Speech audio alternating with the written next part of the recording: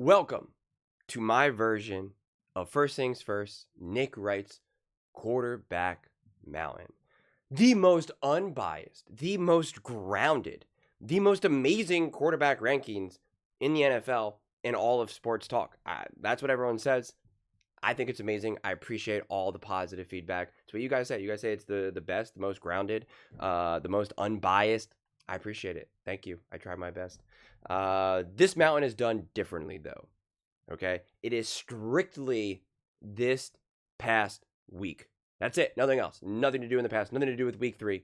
Nothing to do with week 7. Nothing to do with last year. It is not a rich tapestry. It is specifically what did you do this last week. That's all I care about. That's the only thing that matters. That way, the quarterbacks can actually move. There is actually mobility. There's actually changes. Also, the biggest problem with this mountain is that it's not just who has the best numbers. It's not just, oh, so-and-so threw for 5 touchdowns and 300 yards. No, I really consider, what are you working with? What were you asked to do for your team in that game? Were you going up against a tough team? Unfortunately, this style, you do take a hit when you're playing against not a great team. It's just the way it is. If it's an easy game for you, it's just not as impressive to me. Because otherwise, we would just keep putting the quarterbacks through for the most yards, the most touchdowns, and call it a day. And that's boring to me. So without further ado, let's get into it. At the bottom, we got some rough games. We got Aaron Rodgers. We got Tua Tagovailoa. We got J.J. McCarthy. We got Trevor Lawrence, Jacoby Brissett, and Bo Nix. None of these quarterbacks played particularly well. Jacoby Brissett really could only do so much. It's not even like Jacoby Brissett played so bad. Honestly, he was pressured at an insane amount. He was most in the NFL, 27. And J.J. McCarthy also had 22 pressures. So, we know what happens when quarterbacks are under pressure. But J.J. McCarthy made some really bad decisions, unfortunately, for Jacoby Brissett, which, again, I don't even put all the blame on him, but all the sacks and the fumbles that really just led that game to get completely out of control. So, unfortunately, that does fall on his shoulders. I mean, Tua, I know he made some nice plays, but he was hardly the reason for that game. Even had 2, here you go, interceptions. Here you go. You want the ball? Here you go. Moments. It's not like Bo Nix to me played the worst game. But going up against the Las Vegas Raiders, I just expect way more than that game. 150 yards, 57.1 completion percentage, 1 touchdown, 2 interceptions. Just wasn't particularly a great game for him. Aaron Rodgers, again, I don't blame Aaron either, but he was inaccurate. There were some throws to be made that he simply missed. Again, he wasn't the problem with the offense, but he wasn't the solution. And that's really what this comes to here for this bottom row. It's always like, sometimes you're down there and it's not because you necessarily did anything wrong or played particularly wrong or you're the reason why you lost, but were you the solution? And none of these quarterbacks were the solution. And again, I know Tua won. I think he's the only quarterback on this list. Oh, and Bo Nix, they won, but you're not like they won because of Tua. They won because of Bo. Just not the way it works. Now, the next row. We got Jordan Love, Daniel Jones, Baker Mayfield, Josh Allen, and Michael Penix Jr. This is actually a really interesting row right here. Jordan Love, I'm recording this right after this game which I live streamed 1 in the morning. Jordan Love, it's not that he played bad, but he didn't play great. He played okay. And in a game where you gotta have high-level game management, he did not. He tried to make a play, and that's what led to that fumble. Yeah, it was great defense by the Eagles in that moment, but that fumble was specifically because he was trying to do something. He was trying to make a play, and that directly took points off the board, and that has devastating consequences. And that's different to me than what Jalen Hurts did, because Jalen Hurts had a fumble as well, but that was truly a great play by the Packers defense, punching that out. And unfortunate for Jalen Hurts because he fell on a Packer so his no body part was down, and so that's definitely like more to me. I credit the Packers defense more. And then he missed some throws. There were some throws that they highlighted on the broadcast that Troy Aikman was discussing that Matt LaFleur was really upset, and there was plays to be made that Jordan Love just simply did not. And, so he had to drop. Daniel Jones, again, not a terrible game by him. He had been playing so much better, and right now, again, going up against the Falcons. Falcons definitely have a pretty feisty defense as well. They're a feisty team in general. Again, he had the interception. The one touchdown pass that he had was kind of a YOLO, but I mean, it was just a great catch too. But not a terrible game, just not the best game. Baker Mayfield, again, credit to the Patriots defense. It's not like Baker played particularly bad by any stretch of the imagination. I think his box score is also a little cooked because that final drive, when it was 2 scores, the Patriots were totally happy just giving him yards and a touchdown. They're just waiting for the clock to wind down. So a big chunk of his game came from that final drive. And he didn't play terrible. He didn't play great. I think he just played okay, kind of good. And it's the same thing with Michael Penix. Like, again, Penix didn't do anything particularly wrong. Had a terrible completion percentage, 42.9%, 177 yards, 1 touchdown, 0 interceptions. And his adjusted completion percentage was 58.3%. And so what does that mean? It means that he was not accurate. Okay, it's not like he was just having all these drops here. There were some drops, which could have been big moments, but he was also just fundamentally inaccurate. And then we got Josh Allen. A lot of people want to blame Josh Allen for that loss. I do not. Josh Allen was hardly great, hardly special. The one interception was definitely bad. The one fumble, again, he carried that pile like 15 yards or how many yards it was. He had 2 Dolphins like on top of him, and they slugged it out. I mean, like, that was Josh Allen just being like a cartoon monster at that point. Didn't work out for him, but I'm just not putting that on him. He had that one scramble, 3rd and long, which was honestly insanely impressive to see, but still hardly a great game from him, but definitely a better game than everyone else at the bottom row. And then the next row, we got Mac Jones, Jared Goff, Lamar Jackson, and Sam Darnold. These now, it became really difficult to parse this all out. I think Mac Jones actually played great. Now, it's a little bit hard because the score got away from them. And so the Rams defense is going to change a little bit, but the Rams defense is legit.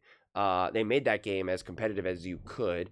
I think Mac Jones dealing with what he's been dealing, a team that's just been so messy, a terrible defense as well, that's also just been so injured and whatnot. Players in now the lineup. Mac Jones is really impressive. It's really impressing me right now. 3 touchdowns, 1 interception, 319 yards, 84.6% completion percentage. It's just high level, man. A 115 passer rating. I actually want to make Mac Jones even higher, honestly. If the game was closer, it would have been easier for me to do that. But I had to just leave it at that. And now Jared Goff, I know lots of people are going to be upset because he played great.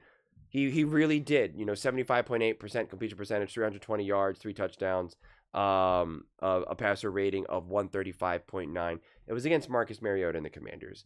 Just a team that is just not doing well at all.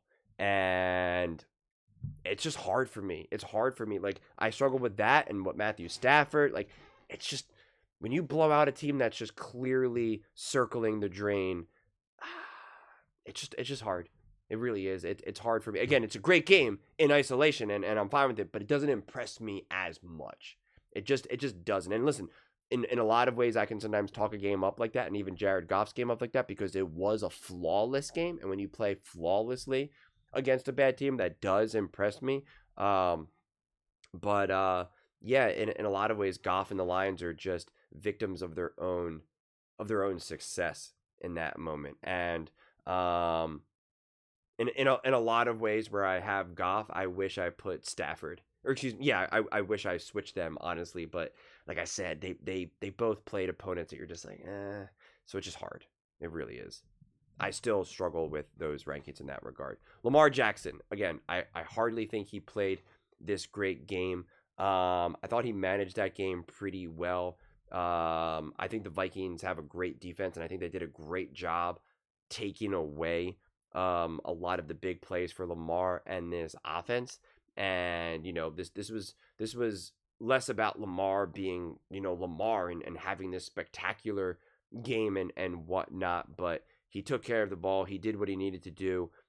He used his legs in meaningful moments, and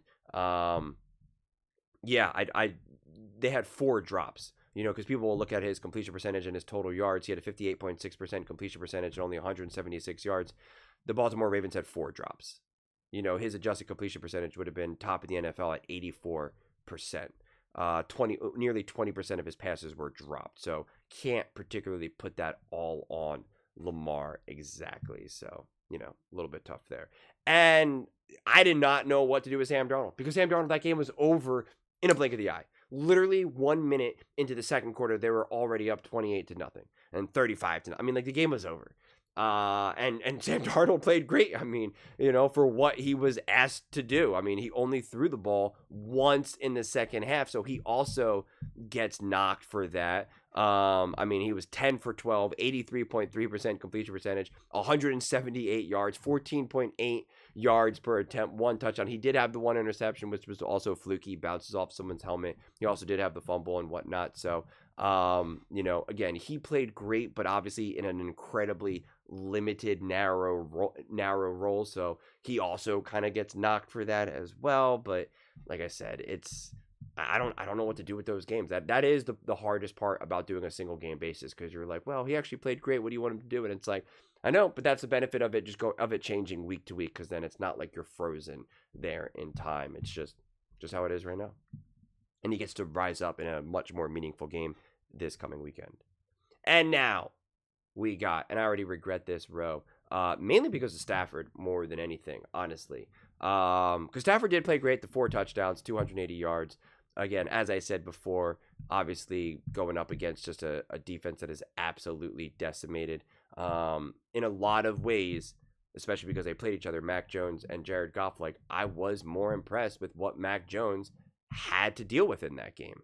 I really was, but Stafford has obviously been playing great. Stafford didn't put a wrong foot down that entire game, so I do appreciate what he's been able to accomplish there, and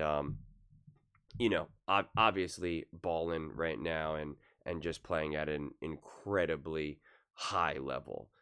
Make no mistake about that. And Justin Herbert. I mean, Justin Herbert going up against the Steelers, there was nowhere for him to really go with the ball throughout the course of that game. I mean, any of the tight window throws, some of the plays that he had to use his legs, he still has 17 pressures, which was, a couple shy from top 4 in the NFL. Still had to deal with 3 drops in that game as well. His O-line is awful. He's got to get rid of the ball so quickly. He's got to use his legs. Just the sheer burden that Justin Herbert is dealing with is just impressive to me. In the throw that he made to Ladd McConkey, where there was just zero room for him to get that in there, will just continue to impress me. And then Jalen Hurts. This is the game that I live streamed and I was watching with everyone.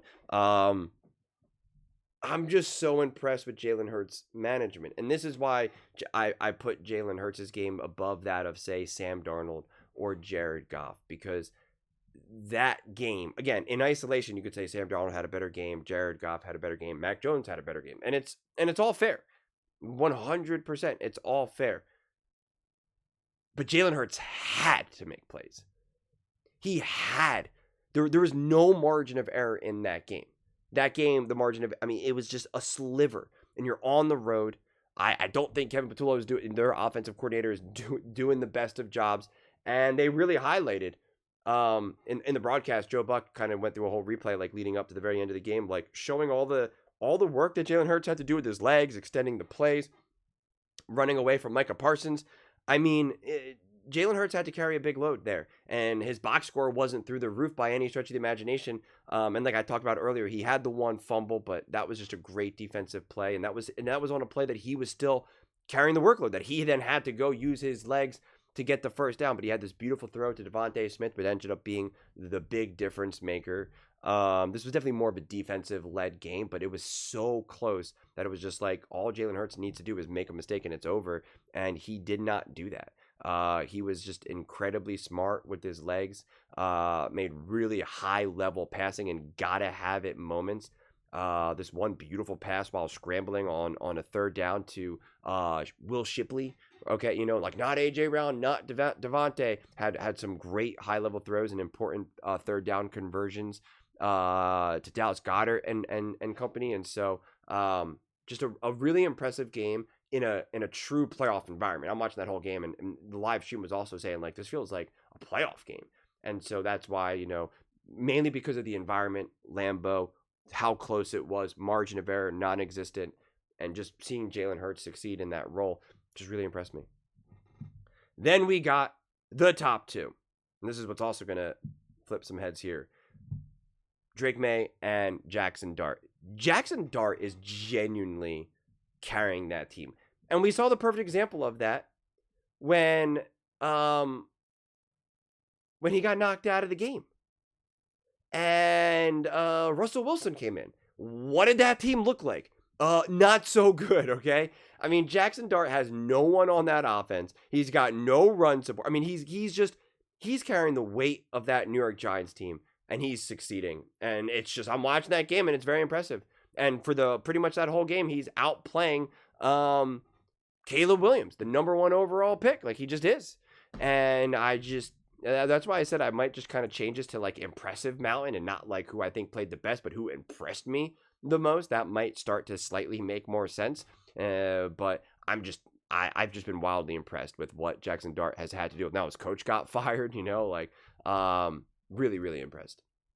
And Drake May, this was arguably the hardest defense that he went up against on the road. Baker Mayfield and the Tampa Bay Buccaneers had been playing really well. You're going up against Todd Bowles and like Romo talked about, like Drake May is going up against defenses that he's just never seen right now, right? Going up against Todd Bowles, he's seeing looks that just he's just not gonna ever really understand in this moment of time, and he succeeded. I mean, he had 16 pressures and only took 1 sack. Some of the throws and the plays that he made, I mean, they were truly breathtaking. I mean, there was this one throw for a first down where the way how he moved in the pocket, avoiding the pressure, I mean, and it wasn't just based off of quickness and strength. It was just his processing speed and then his ability to get the ball out. I mean, it was like slow motion, just poetry in motion, man. Like it was perfection. It was so impressive. And that's why it's not about, just throwing for 350 yards, 3 touchdowns, rushing for a touch. Like it's not always about that. It's not always about that. And this was also a game against the Bucs that, again, credit to the Patriots defense as well for stepping up. But like this was also a game that like a lesser quarterback gives away and they lose. And considering who Drake May is right now, what their team is asking him to do, yeah, they had a couple breakout runs that then really boosted the run game box score. But throughout the course of the game, they could not rely on that run game. They could not rely on that run game, and it was so obvious. It was so obvious. And even Romo, before whatever his name is, had this huge breakout run. Romo's like, they're doing the same run play again, and I don't like it. And then it turns into a big run, and he's like, I love it. I love it. And he was like being sarcastic because it was just like they could not run the ball. They could not really have success if it wasn't for those 2 huge runs, which he did benefit from. But throughout the course of the game, it was just Drake. We need you to be great. We need you to be great. And he answered the call. I find it wildly impressive. And then, of course, at the top of the mountain, this man who's been getting a lot of love and a lot of hate, Caleb Williams. His box score is not really going to show how good he was. They had 5 drops in that game. 5. I don't know if it's a full 5 because I think a couple of the drops would have been really, really high level catches. Really high level catches. But there were still plenty of drops to go around. Easily could have had well over 300 yards. A couple touchdowns, but he really gets the top because what he did to lead them back against the Giants. He really put the team on his shoulders in those moments, and what he was able to do with his legs, some of the throws that he made on the run, he was so comfortable. He really was. And like I said this in my post-game video, like he was just so open in space. He just felt comfortable really for truly the first time that it just felt like he just He saw the field, he felt the field, and he was comfortable with the decisions that he was making. Whether they always ended up benefiting him, he wasn't second guessing himself. He was just playing free, and it was awesome to see. And again, he wasn't perfect. He had some mistakes. Like I said, Jackson Dart, I think, and it's hard because of all those drops. You don't know what some of those drops would have led to necessarily. But as Greg Olson said it, you can't play quarterback any better in those final 2 drives. And he literally put the team on his back, on his shoulders, and was the direct reason why they ended up coming away with that win against the New York Giants. And so he is at the top of my mountain for today, for what is it, week 10 or whatever the heck week it is. Yeah, like I said, it's tough. It's tough to have someone like Jared Goff and have such a great game. Matthew Stafford, I was talking to people in the live stream, and I was like, who do you think should be at the top? And a lot of people were like, Stafford. And I originally had Stafford at 2, because it's not right to left or left to right or whatever. But I originally had him on the second level because I still think Caleb Williams is deserving to be at the top.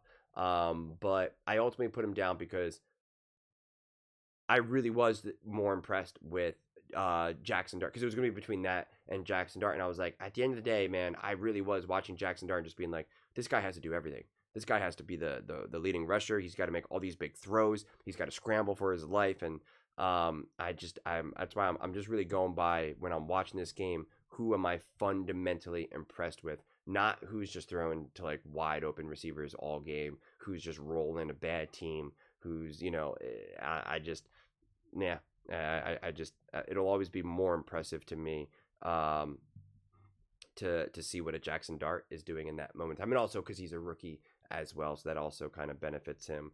And yeah, it's this is the mountain. Hopefully it makes sense to y'all. Hopefully I explained it well enough, because it's definitely a mix. I feel like the previous weeks were a little bit more straightforward. But this mountain is definitely meant to be a jumping off point for conversation. And again, to be so clear, because people still seem to be confused, this is strictly this past week. That's it. Nothing else. No predictions. Nothing to do with last season. Nothing to do with even week 9 or week 8. I don't care about that. This is strictly what did you do. And it's not just your numbers. It's not just you threw for 350 yards and had 4 touchdowns. Congrats. That's not what it's about. If it was, and I would just go to the rankings. I could do it right now. Here we go. It would be Matthew Stafford, Jared Goff, Mac Jones, Baker Mayfield. They all threw for 4 touchdowns, 3 touchdowns, 3 touchdowns, 3 touchdowns. Great. That's not what we're about. Jared Goff threw the most yards. Mac Jones threw the second most yards. Josh Allen, third most yards. Right? Like, it's just not how we're doing it. Let's just go by who has the highest passer rating. Like they always joke for the tiers, it's not the standings, and it's the same thing for this game as well, or for this mountain as well. It's not just who has the best stats. It's what did your team need from you? What did you do in the gotta have it moments? And unfortunately, because of that, you will get a little burned when you're playing a bad team, or if you just win big and your team doesn't need much out of you. Just the way the mountain goes. But the mountain is fair for everyone. Sam Darnold was at the top. Now he's at the 4th level, right? Like, it's just, Bo Nix was real high up before. Now he's at the way bottom. Josh Allen was at the way top 2 before. Now he's at the second to last level. Just the way it goes, man. Just the way it goes. But those are just my thoughts. I'd absolutely love to hear yours. What do you guys all think about my quarterback mountain, specifically for week 10? Let me know your thoughts in the comments below. I read every single comment, so whether you agree with me or disagree with me, either way, let's get in some discussions. Let's get in some fights. But ultimately, let's just have some fun. And please do consider subscribing. We are building an amazing community here, and I absolutely love to see you part of it. I want to build something that we all generally feel connected to. Something that we're really excited to be part of. I think we're all on our way to doing it. Please don't forget to give this video a thumbs up, as it really does help the visibility and the algorithm. Thank you so much. See you next time.